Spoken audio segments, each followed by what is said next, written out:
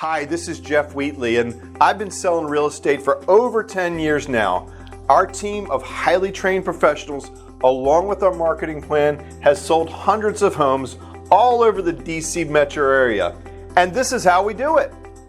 Hi, I'm Jeff Wheatley, and I wanted to thank you for taking a moment to watch this video. You see, yesterday I went to a regional Mastermind event, and I wanted to share a few takeaways from that event with you to help in your individual business. So the first one we're going to talk about is red light, green light. Those of you that have been exposed to Keller or the concept of the red book know that we need to make sure that we hold our money accountable. We don't continue to spend money until we're getting a result on that, whether that's with people, marketing, or other items that we invest in our business.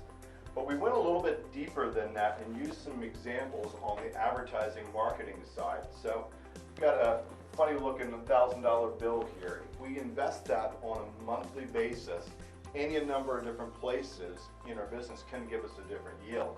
So the example that was given yesterday was if we invest that in Zillow, $1,000 a month, right now it looks like it's taken about $2,300 to fund a transaction through Zillow across the DC metro area. So you take that friendly $1,000 marketing budget, put it in Zillow, probably not likely to have a transaction off it till 2 or 3 months down the road, if not 3 or 4 because of the lag time. Second example was Washington Post. We put an ad in the Washington Post. Very hard to track how that's working for us, very unpredictable in terms of what results it would yield. The next item though was, let's say we diverted that, spent that same $1,000 on going out to dinner and taking those people we love that are in our database, those people we can lean on, spheres of influence, to dinner. With that, we can go 10 deep, we can have 10 very good dinners, go very deep with folks, and we gotta eat dinner anyway. So thought that was a great concept.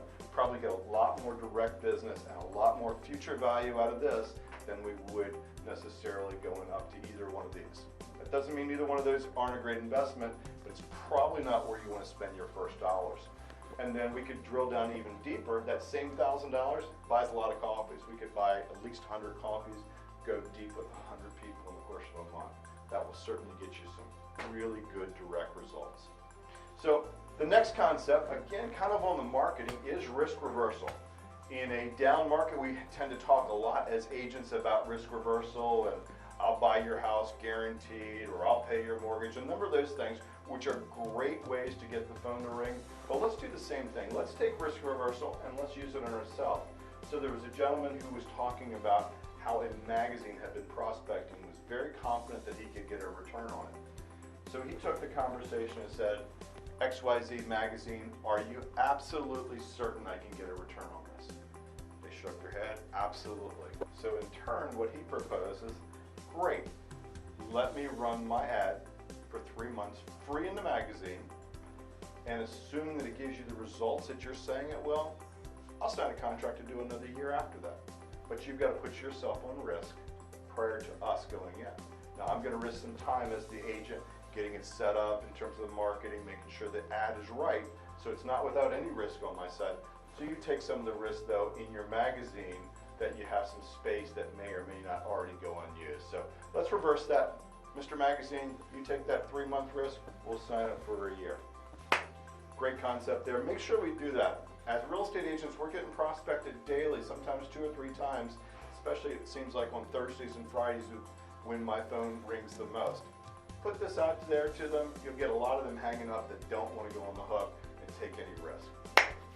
So next concept really was about the future of the real estate agent, and we may lose a few of our members. So some of the most pessimistic folks at the event were saying we could go from a 1.36 million agents right now, so that's realtors right now in the country, according to the National Association of Realtors, 1.36 million. The most pessimistic folks were in the room said we could go down to 600,000. And the argument that was made is we're in a shifting market, or soon to be shifting market. We've had about 10 years straight up in the DC metro area. Hard to levitate there forever. And then additionally to that is we have other people that are coming into the real estate game, buying properties direct. We call them iBuyers, some other things. But as we have both the iBuyer phenomenon and potential for compressing real estate. Eventually we're going to go through a shift here that's going to be a twofold shift. So the message on that is, as we go from 1.36 million to 600, the folks that are getting out of the business are getting out because they're not doing business. We need to make sure that we're in front of our clients in our database as much as possible and giving them continued value. One of the big items in terms of that was making sure that we have events, bringing them in, touching them face to face. The second concept, though, was as we go through the shift, part of it is going to be as artificial intelligence and more technology hits the consumer, how do we react to that, or how are we proactive? So if we take the concept that the consumer is the one that's enabling the consumer themselves with the technology, they're the ones that are going to pick that. They may pick good, they may pick bad, but those roads won't necessarily lead back to us, and we could easily escape them. So if you think about yourself, how often you might use Amazon, you might have left behind one of your local vendors for any number of items. This could happen to us in the residential real estate market as well. So the proactive approach is, let's take us as trusted advisors and make sure that we're getting the right technology in their hand that's going to give them an advantage over everybody else, give them great value, but also lead back to the individual agent. It comes back to us.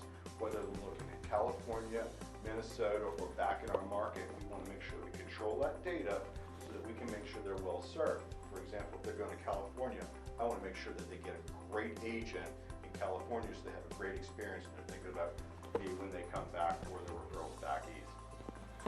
So that's the concept here in terms of disintermediation of agents. Make sure that we're staying close with them, we're touching them through parties and events, and that we're the ones that are helping them provide their technology as opposed to reacting to where they're getting their technology. So here's another quick bullet point to think about. What is your intellectual property? Do you have a listing system? Is it trademarked? Can the consumer see additional value in a trademark system and authority by you've gone out and trademarked your system?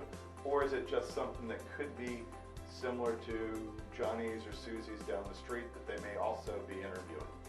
So again, think about intellectual property. We're building businesses here.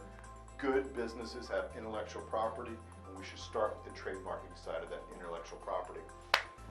Quote of the day from yesterday is, our goals dictate our action. Right? Think about that deeply.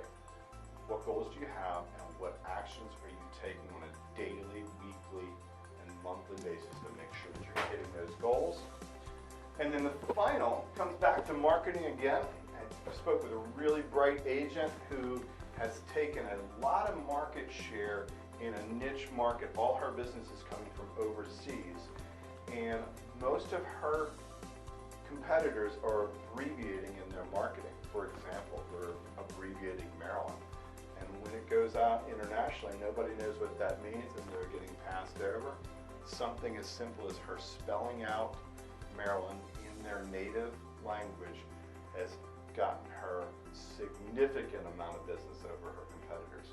So again, I'm Jeff Wheatley, and I wanted to thank you for watching this, and I hope at least one of these 6 bullet points helps your business. I absolutely love feedback. Please give me some feedback, how it can improve. What of these specific items are you going to implement, and what results do you see out of implementing it? Thank you for watching. I'm Jeff Wheatley.